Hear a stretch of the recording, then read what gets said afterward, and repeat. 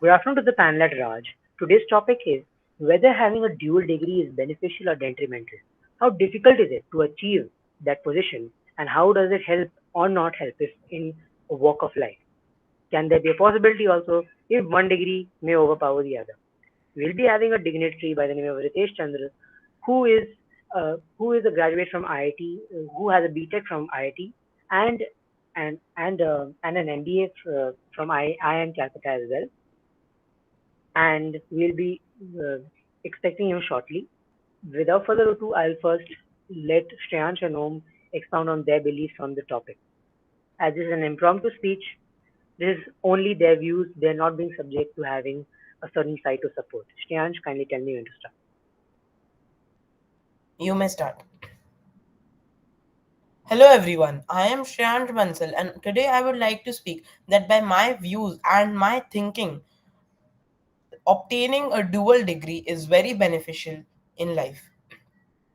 I'm going to describe today's my thinking in points. So let's start. First, uh, when we have two degrees, as we have earned two degrees, we have a large area like for thinking for business studies and everything.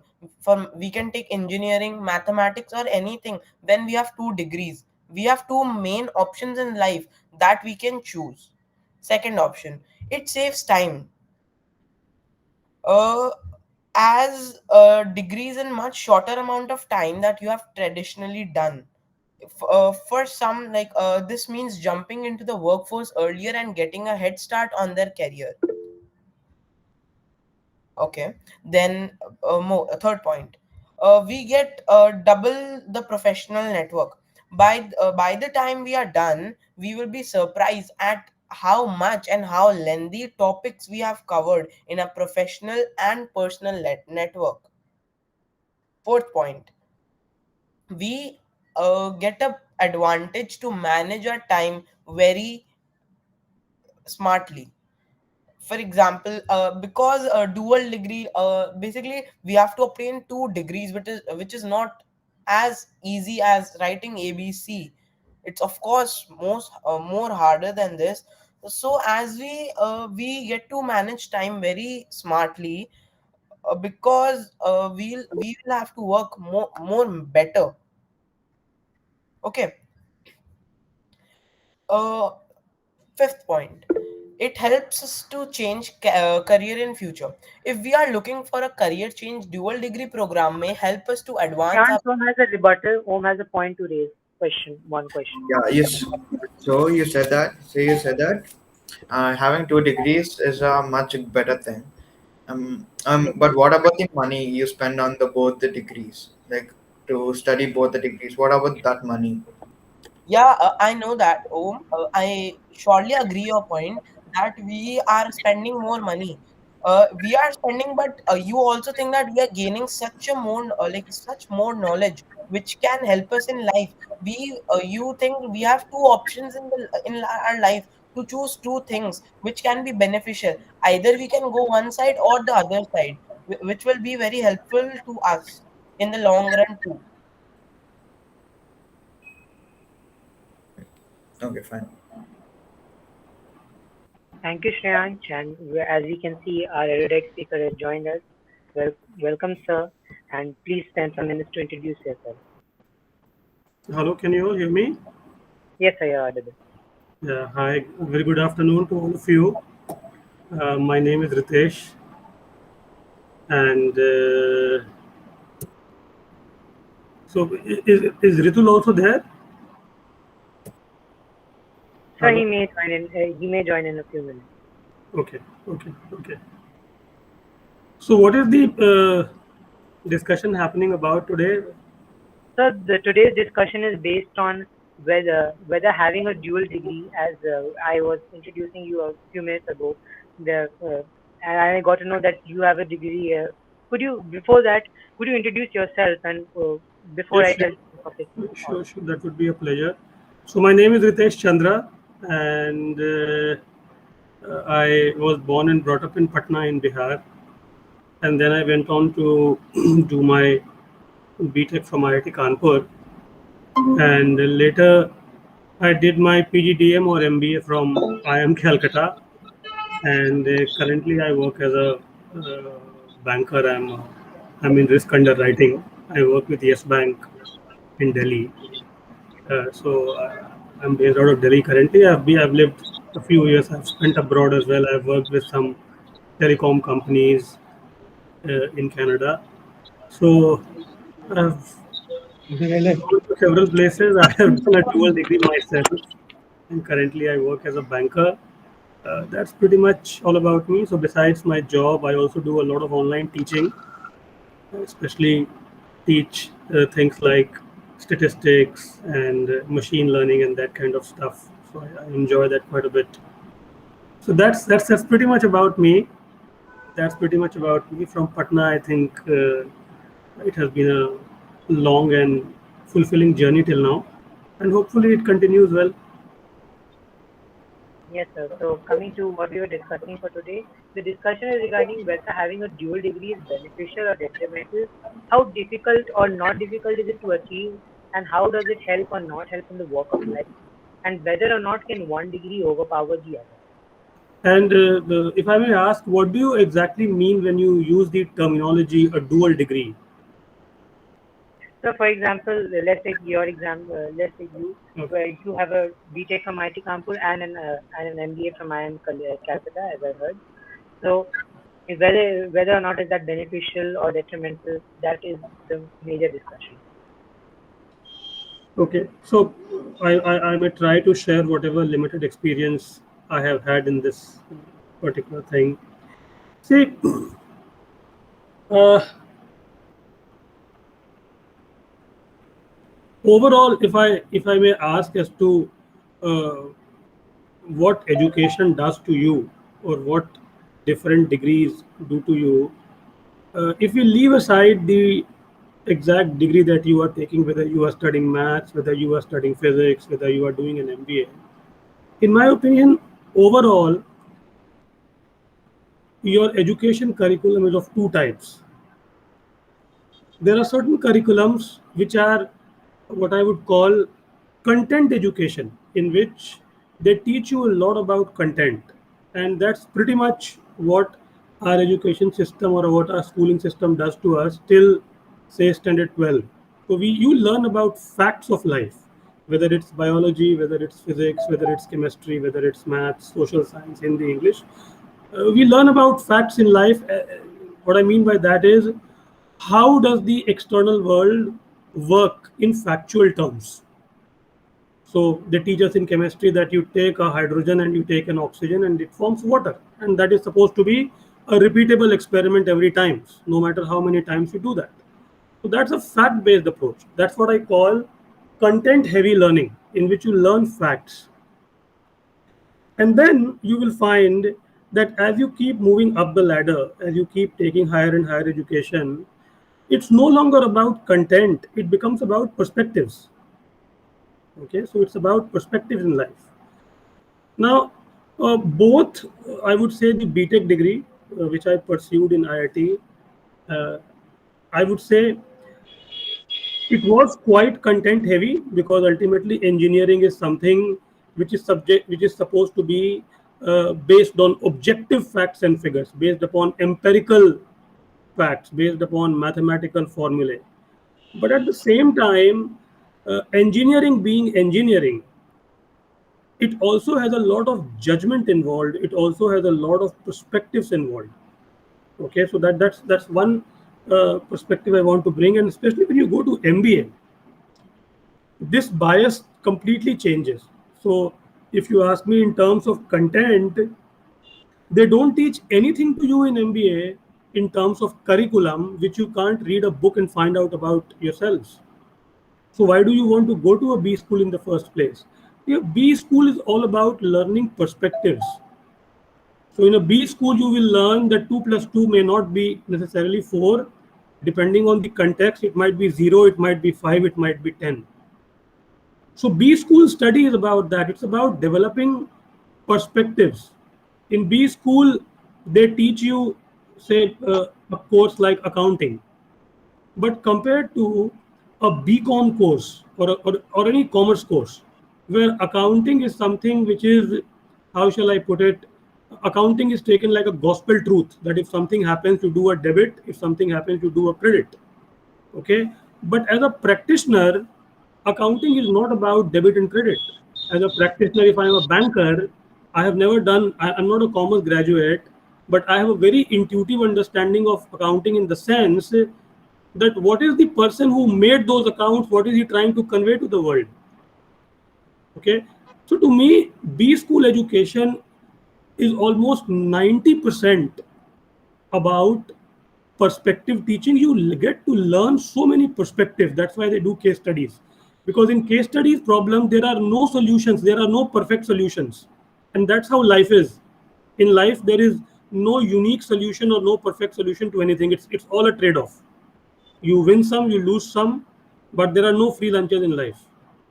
And secondly, in B school, uh, compared to an undergrad degree, compared to say an IIT or an engineering college, there 90% of your education or 80% of your education will come from the faculty, whereas in a B school, hardly 20% of your education, in my opinion, comes from your faculty. The faculty definitely has a role to play, but actually there's a lot of peer learning in B schools. You get to meet people from different backgrounds who have different perspectives in life.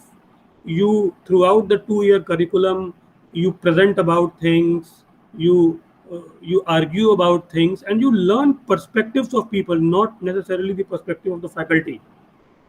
So, I mean, coming back to my argument, uh, two kinds of education: content heavy and perspective heavy. Okay, and they both are complementary.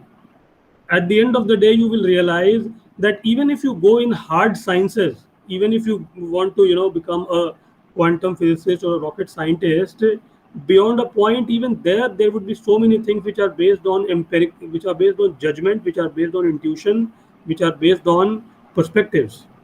So I have personally found that both of them are quite important. The timing one may choose. So, I mean, several years ago, I saw this movie Three Idiots, in which Amir Khan keeps saying that if he had to do an MBA, why did he do engineering in the first place? Because, see, engineering, what it does, it primarily makes you think analytically. You are able to analyze a problem uh, in terms of the various facts. How do you argue about the problem? What a B school probably does to you, it doesn't prepare you to find the right answers. Probably it prepares you to ask the right questions. And that's also a very important perspective in life. I mean, I think when you go to in the corporate job or when you do anything in life, it could be a personal life as well.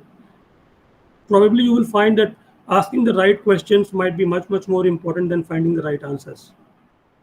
So to me, they are complementary. So people, they do engineering, they go to civil services. I don't see any problem in that, because uh, a lot of ministries, a lot of departments these days, they require, especially policy making, it requires people who may have a certain bent of mind, who can understand complicated subjects, who can understand, because see, in policy making, a lot of things are going to be uncertain. So you have to grapple with that uncertainty also.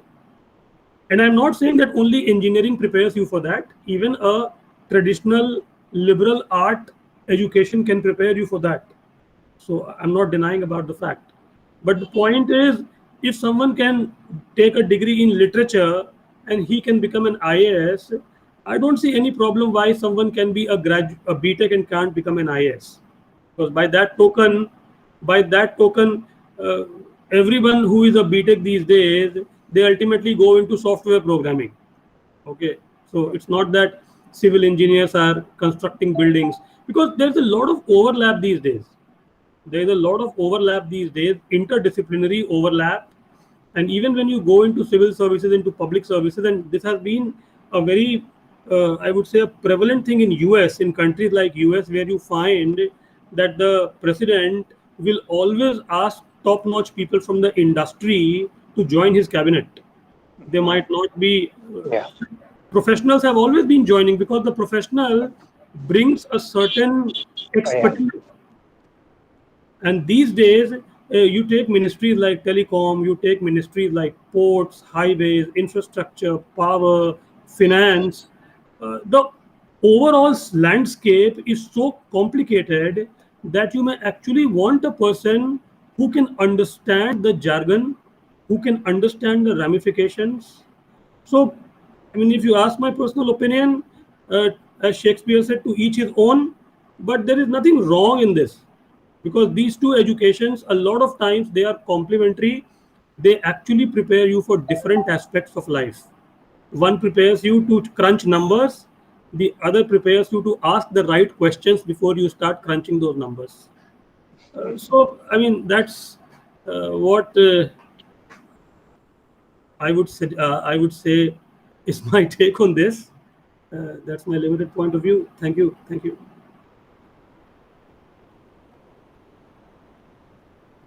I'd like to ask Mr. Ritul Kumar also to expound on his views regarding this topic. Thank you, sir, for joining us. We are honored by your presence, sir. And this is a learning experience for the intriguing mind, as I've told you already. I hope there are a lot of takeaways of this discussion. Very rightly did pontificated. It's about perspective and it's about content learning, and they are not binary, rather complementary to each other. I share my opinion with what sir has said. Yes, so passing on to you. Don't call me sir. Please, you shouldn't. I mean, Ritul and I were actually classmates Just in following, school. just, We were just classmates. following the decorum here, the protocol. We were just classmates in school. So I think decorum really doesn't demand that. I mean, I think these days, in fact, what I find is with the progress that we are making in computer technology, so things like artificial intelligence, machine learning, the way these things are becoming prevalent, a lot of low level skills, when I say low level skills, I mean things which do not require a lot of reasoning capability. There is a repetitive task that you have to perform according to a certain well laid out operating guideline. Okay, a lot of jobs are like that.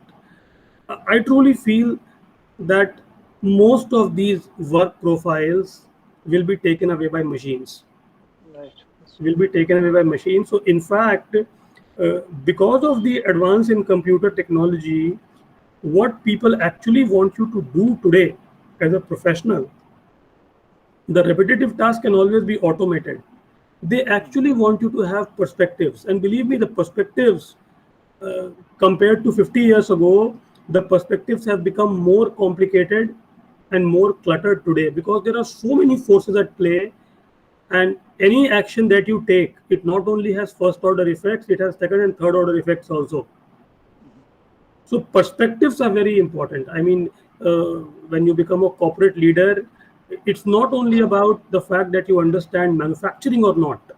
It's also about whether you understand things like corporate governance, ethics, whether you are able to manage your people well, whether you are a good leader, whether you empathize with your employees. So all those things are very, very important in a B school. And the second thing, the third thing, where I think a B school does wonders to you compared to an undergrad course, a B school massively improves your communication skills. Because when 2 years, for full 2 years, every week you have to stand before say 150 or 200 people who are your batchmates, and you have to present before them, and they can be brutal. They can be brutal in the sense that if you speak something rubbish, they will always jeer at you.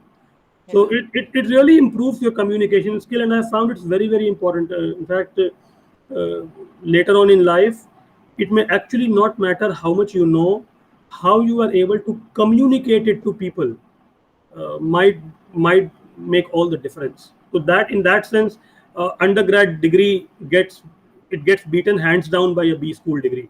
B school is all about communication, presentation, communication, presentation. So अलग अलग aspects हैं सब चीज़ों के. No perfect answers I would say, but it's a mix and match. Sure. Couldn't have agreed more. Yes, Shaktam. Anything to ask? Make good this opportunity, Shaktam. I know. Yes, sir. So, how are your experiences on colleges? Like, you're done IIT and IIM. How is your experience on colleges? It's great. I think it's been great. A Compared to these days, people did not have access to multiplayer online games. So these days, if you go to campuses, people are mostly confined to their rooms. Everyone is playing on the network. But earlier, I think it was more fun, more raw kind of fun.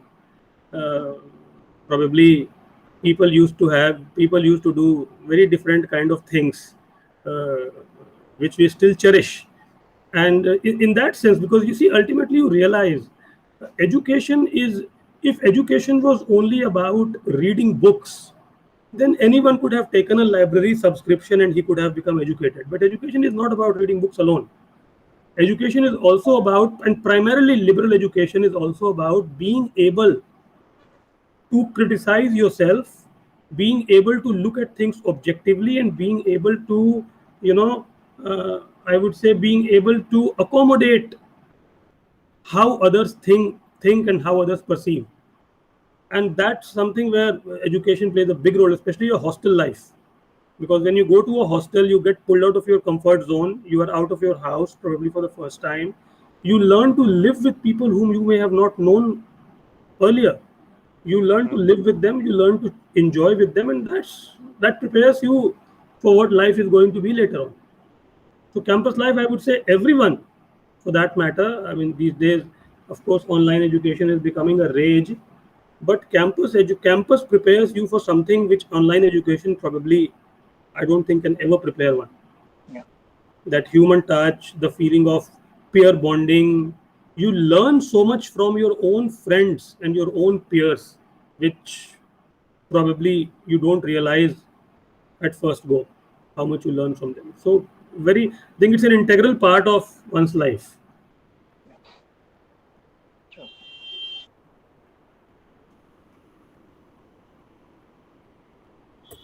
Yes. Sir, I would. It may feel bad, but I'll go back to the topic. We were talking about dual degree, but there are also some cases where people start vacillating. For example, if we consider the current IT minister, Shuni Vaishnav, he first pursued his BTech, then he pursued IAS, then he went to Wharton Business School, and now we see him as a cabinet minister. So, how do you think what are your views on that, and was that helpful?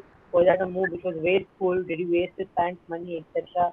What are your views on that? So I think that's a fairly natural progression in life. That's a fairly natural progression in life. The reason is, see, uh, if the question is why he went to do IAS, of course, I mean, probably 20, 30 years ago, a civil service, even then and even today, it's also a matter of calling for a lot of people. It's a matter of calling for a lot of people. So if see, one route was that probably he did his BTech, his MTech, and then he went to do, say, a PhD overseas, and then he became a software programmer, or he could have become a professor. That could have been a one line of action. The other one which he took was that he became an IS. But after doing an IS, why did he go to Wharton? Because public policy and public administration, they require the best practices which the management professionals have developed over time. See, these days, I mean, being a bureaucrat is not about being a traditional babu. It's about being someone who can understand how global finance works, how global contracts work, how bidding processes work, how infrastructure projects work. It's a fairly complicated thing.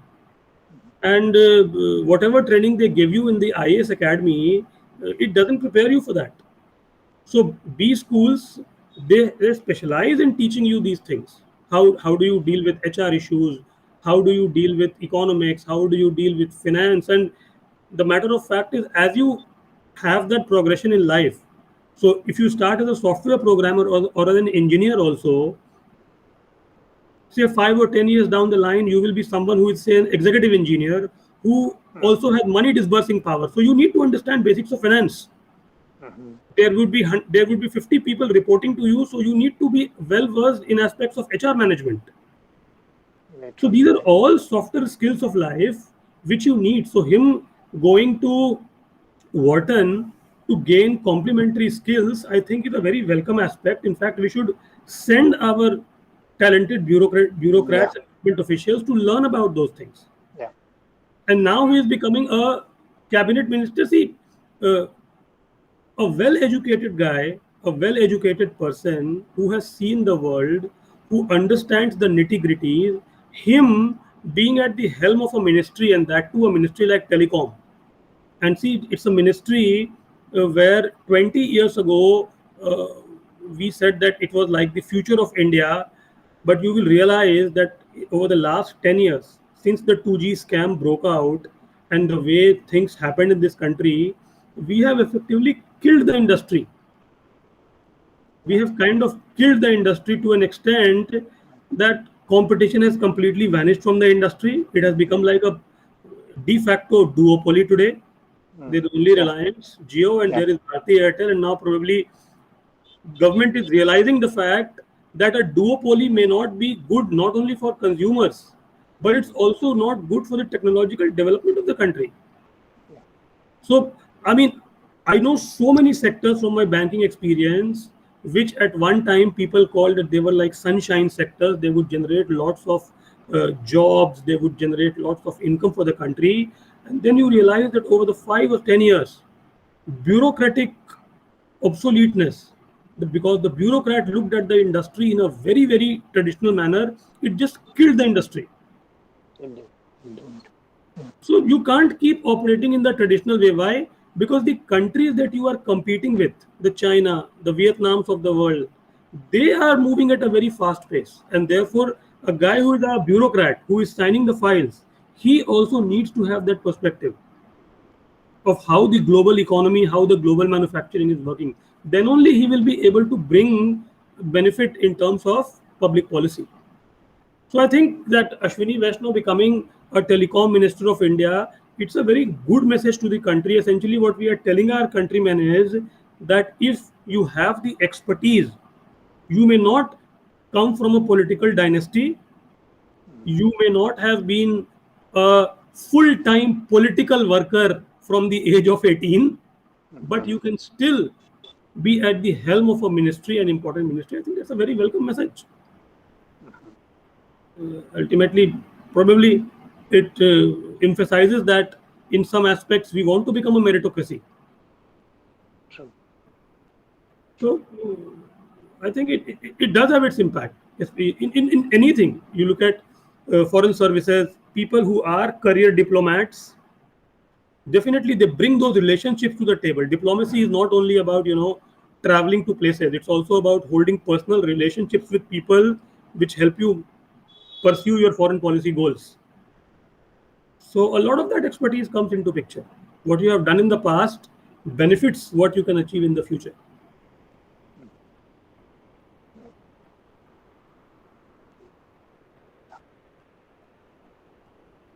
Very enlightening thoughts. Isn't it, Shaktam? Yes, sir. Sir has taken time out from his very busy schedule and Right. tried to make the best of it. Thank you for bearing with me and listening to my monologue for so long. But honestly speaking, no matter which education you take, if you are doing it with the right intention and if you are learning the right things from it, I personally believe that every education, no matter which education you pursue, you will find at some point of time in your life what you learned there has a direct benefit. So it's not that if you take 2 degrees, then 1 degree does not have any overlap or any interaction with the second. The world does not work like that. The world is much more fuzzy. It's not neatly compartmentalized. Correct. So, There's a perspective that we need to come out of. It's a far cry for us to achieve. Let's see. Earlier the better. Say That's that a again, please. perspective that we need to work about, and it's a far cry. Let's see. The earlier, the better we realize it. So that is there. I think people these days have a lot of flexibility in their career choices, Yeah, and that's good for the country. yeah, that's true. That's true. But execution is still, I do find elusive. That is what we need to overcome. So that will be there. I mean, Yeah, see, another thing is, I think it would be naive to expect that at 15 or 18 years of age, you would really know what you want to do for the rest 50 years of your life. absolutely, absolutely in agreement. Correct. So Correct. most of the people don't have that idea. In fact, Yeah, most of the people don't have that idea even when they are 50 years old, what they want to do in yeah, life. true, true, Okay, true. so Agreed, agreed. Agreed. life is uncertain like that. Yeah, We may want to think that we have control over things or we understand what things are, but yeah. as you grow biologically, as you mature with time, your perspectives change in life. So why not your career? And And more so, fixing and planning about tomorrow will fix yourself. and as long as and it's not that you are not paying for your education. You are these days, so you are paying for your education. Yeah, It's not that exchequer or taxpayer is subsidizing it, but even if they do, I believe that the amount of undergrad education that they would have subsidized, and the, mm, and a good guy becomes a bureaucrat, the mhm. benefit to the nation is much more than what they would have subsidized in the first place. True. That's agreement. He I'm would in give total it. agreement. What's and all. Correct. So, Correct. So we come to the conclusion about it's all about the passion which drives you and the ambition that you nurse. If you're nursing an ambition to serve society, and if you're adding on to degree, I don't think in any way it is going to be counterproductive. Isn't it, Shaktam and Om? Yes, sir. Yes, sir. Both. Thank you for the enriching thank you, experience, thank you very much. Thank you and very I much. both of and But all debaters who will be watching this, who participate in this, have enjoyed a great opportunity discussing with you, discussing with erudite panelists like you. But I would like to end with one question for which I'd like Sure, to. sure. Please. When you are preparing for examination like JEE and NBA and IS, whatever the exam, while preparing, many a time it will hit you during the preparation time that there is a certain level of competition and you'll always at some point feel pessimistic. So how can you tackle that pessimism and how can you make sure that that doesn't hit you much in your preparation and that doesn't deter you from your goal? Sorry, say that again. You said that during the course of preparation, you may realize that there is a level of competition, and So, and that we may feel pessimistic that how can I do this? How will I be able to achieve this? So what tips can you give us so that we are not deterred from our goal, deterred from the ambition which we want to pursue, while also keeping in mind that that important factor, which is the great part about IIT how, examination. how to keep yourself invigorated and passionate about so the goal I on think the again, nursing? I think Shaktam that this is not something peculiar to preparing for competitive exams. It happens in all walks of life. You work in a corporate job, uh, 2 or 3 years down the line, you might be thinking that why am I doing this in the first place? uh, you meet married people, they will say why are we in the marriage in the first place. So that's human nature. So I think whenever you feel pessimistic, it's very important to, probably the question you should ask yourself is, uh, what is the bigger picture that you are looking at? What is the bigger picture you are looking at? And I agree that given the level of competition, not everyone would succeed. Not everyone would succeed. But the good part is that if you keep trying and if you keep trying wholeheartedly, you will always reach. You will always reach somewhere in your journey. So it's very important. I mean, it sounds very cliched, it sounds very bombastic, but a lot of times it is important to enjoy the journey. True. It is important to enjoy the journey, and probably whenever you are feeling down or whenever you are feeling pessimistic, it's important to remember why you pursued that competitive exam in the first place. So if you just close your eyes and look back in time, there always would be an instant, some event, some incident when for the first time you made up your mind that, okay, I want to crack this exam. That was the drive, that was the spark that first propelled you or first made you pursue that exam. So just remember that, try your best, and more often than not, you will succeed. You will succeed more often than not. Of course, competition is there. Its probability will play a role everywhere. But whenever you are pessimistic, I think it's important to be clear about why you are doing it in the first place, and that spark would always reignite inside you. That I'm doing this for a purpose, and I cannot back out anymore.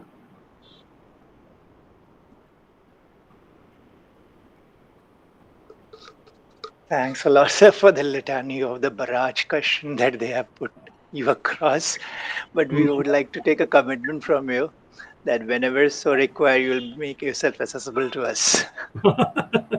Then surely, I mean, if I may, if it's possible, so I mean, uh, I may Of not course, have just much. supposing to I just may not supposing have. to your spare I, time. it's not about my spare time, so I don't think I do. I do have that much to share, anyways.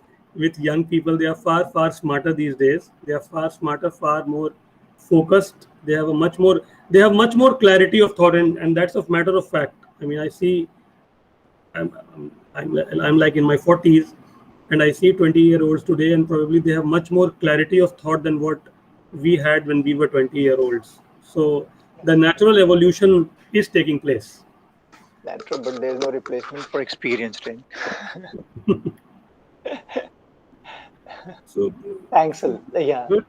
Thank you very much, both Shaktam, Swathi, and Ritul. Thank you very much Yeah. for His giving name me is this. Om, Swati, and his mother's name, sir. Okay, I'm so sorry. What's your name, please? Om. Om. Yeah. Yes. Okay. Sorry, Om. So thank you very much for giving me this opportunity to speak to both of you, and good luck. Good luck for all your future endeavors. Thank you. Thanks a lot. Thank you, sir. Thanks, It will Ritul. really help them to make an informed choice. Thanks a lot. Thank you very much. Thanks. Thank you.